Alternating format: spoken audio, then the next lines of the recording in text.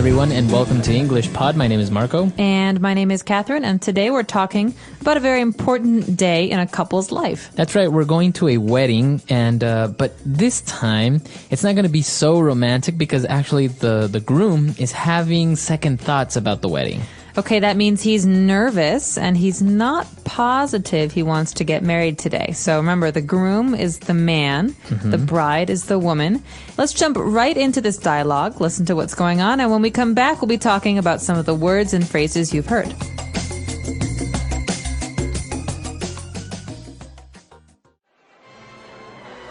Man, I'm freaking out.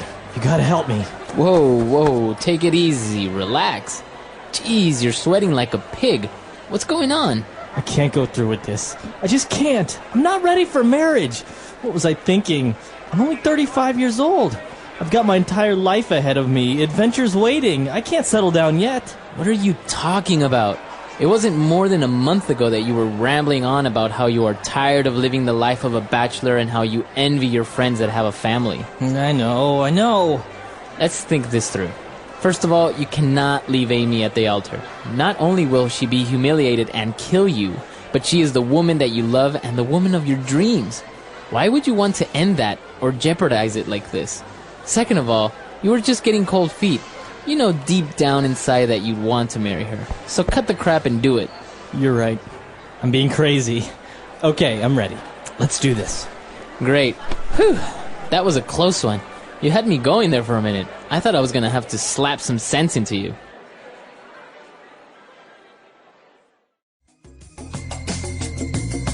All right, we're back. So he almost didn't get married, but luckily you have a good friend to help you out. Exactly. So this friend really saved the day, made sure that the groom didn't get too nervous, and had some really positive words. So let's take a listen to some of these marriage words in today's language takeaway.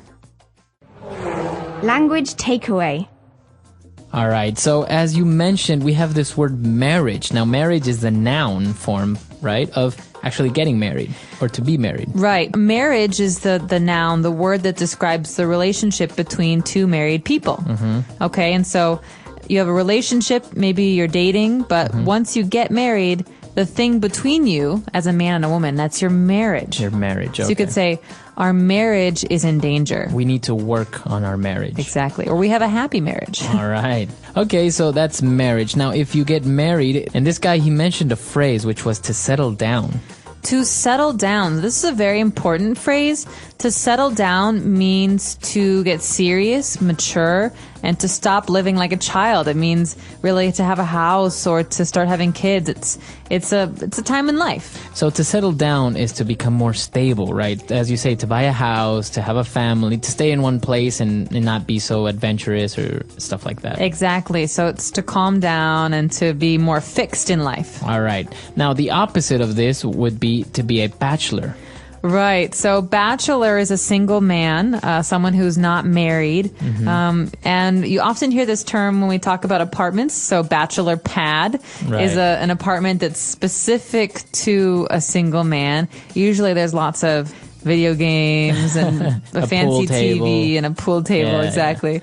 All right. So bachelor, we had a lesson about this called bachelor party. Right. Which is a party for a man right before he gets married. Okay. And bachelor is a special word for a man who's not yet married. Okay. Very good.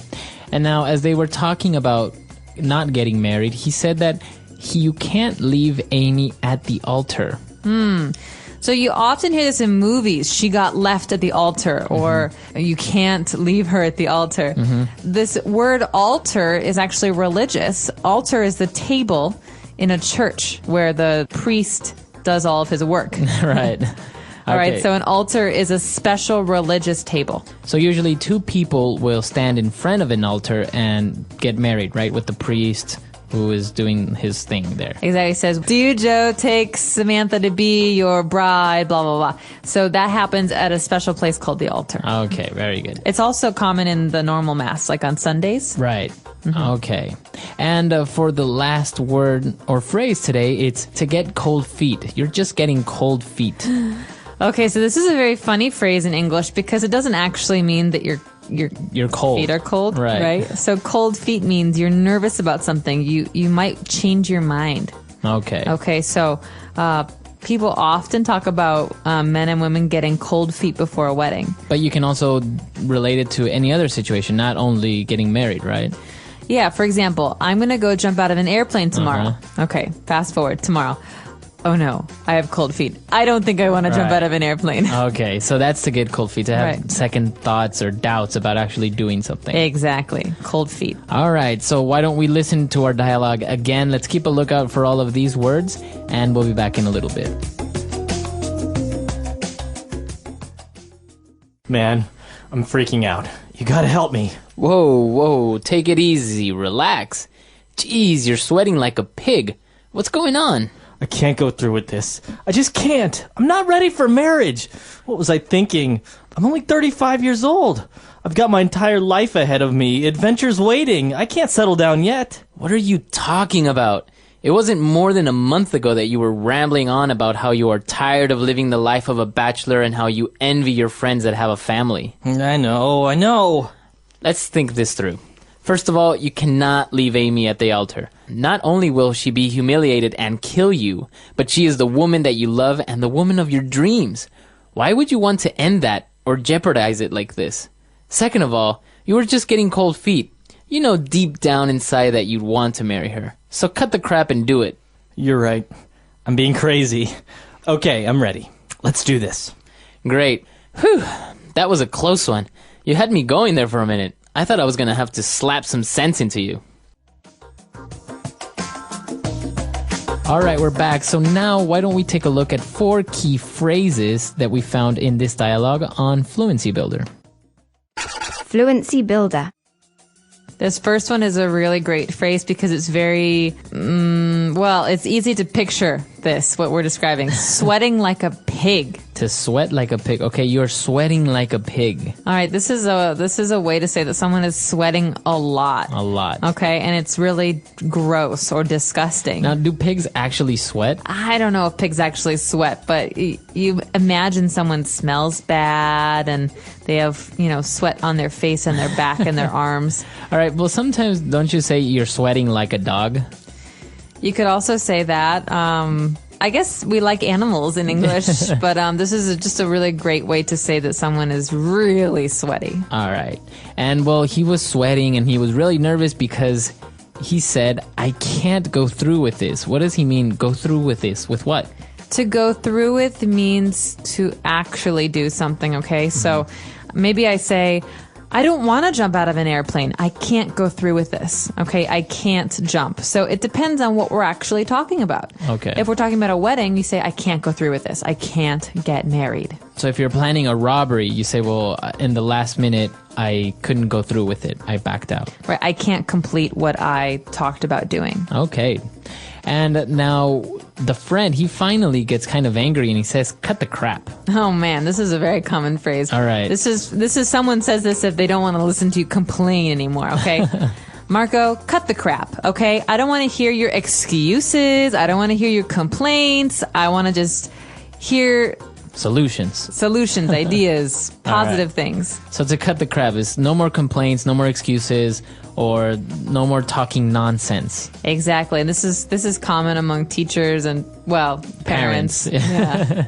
All right, so cut the crap. Now, it's not very polite, right? So you wouldn't really say it to your boss or like a friend. Cut the crap is kind of rude, and it's very spoken language, so I wouldn't write it down. And I would not use this with someone who is like a teacher, yeah, like an authority. You don't use it with them. They might use it with you. Okay. And for our last phrase, he said, whew, you had me going there for a while, or you had me going there for a minute.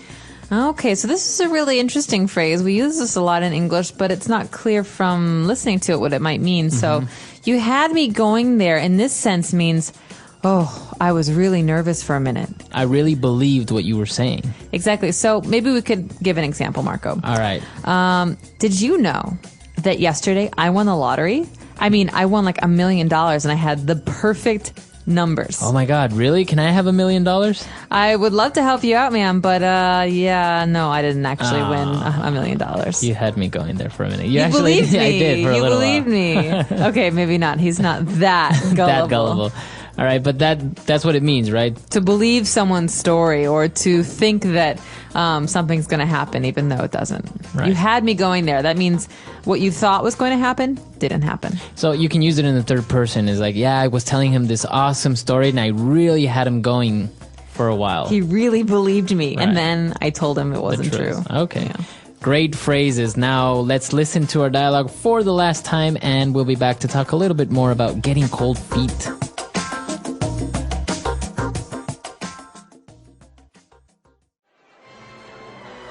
Man, I'm freaking out. You gotta help me. Whoa, take it easy. Relax. Jeez, you're sweating like a pig. What's going on? I can't go through with this. I just can't. I'm not ready for marriage. What was I thinking? I'm only 35 years old. I've got my entire life ahead of me. Adventures waiting. I can't settle down yet. What are you talking about? It wasn't more than a month ago that you were rambling on about how you are tired of living the life of a bachelor and how you envy your friends that have a family. I know. Let's think this through. First of all, you cannot leave Amy at the altar. Not only will she be humiliated and kill you, but she is the woman that you love and the woman of your dreams. Why would you want to end that or jeopardize it like this? Second of all, you were just getting cold feet. You know deep down inside that you'd want to marry her. So cut the crap and do it. You're right. I'm being crazy. Okay, I'm ready. Let's do this. Great. Whew. That was a close one.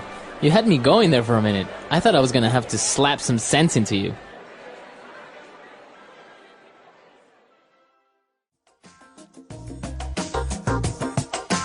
All right, so this is a popular scenario, right? Somebody at their on their wedding day, they get cold feet and they back out. TV, movies, books, everyone loves the situation. Have you ever actually heard of or experienced or maybe known of somebody who actually left the bride at the altar or the groom at the altar? I don't know anyone who did that. Luckily, I think it's really sad. Yeah, me neither. I don't think it's really that common.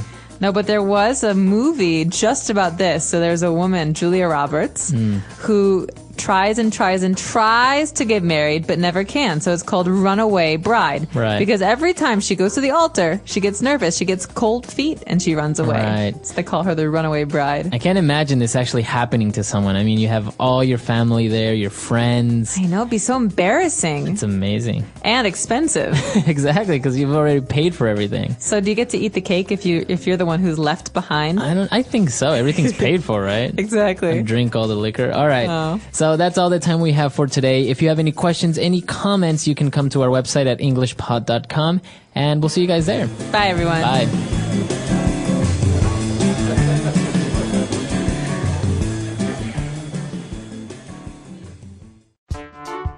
The English Pod Audio Review. Listen to the meaning, then say the vocabulary word. A party of people at a wedding. Wedding party. Become nervous and reconsider a decision. Get cold feet. Lose one's nerve. Freak out. Long and careful examination of one's thoughts. Soul searching. Remind someone to stay calm. Slap some sense into. Let's try that faster. Long and careful examination of one's thoughts. Soul searching. Become nervous and reconsider a decision. Get cold feet. Lose one's nerve. Freak out. A party of people at a wedding. Wedding party. Remind someone to stay calm. Slap some sense into. Now say the word and hear it in a sentence. Wedding party.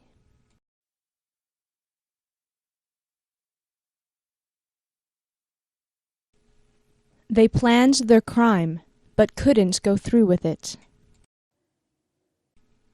Wedding party.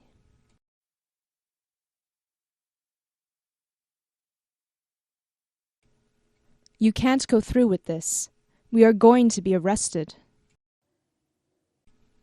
Wedding party.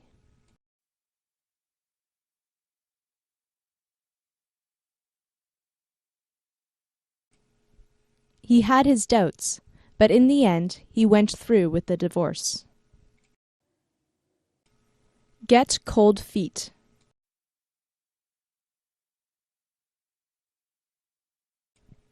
I was going to tell him, but I got cold feet. Get cold feet.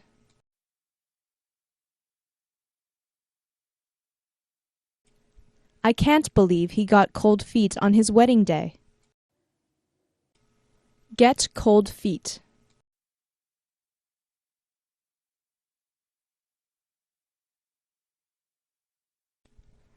I was about to complete my work, but I got cold feet, and I came clean. Freak out.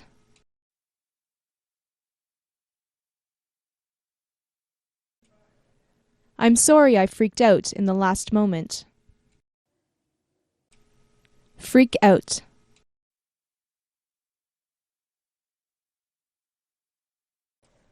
Don't freak out on me like that again, please.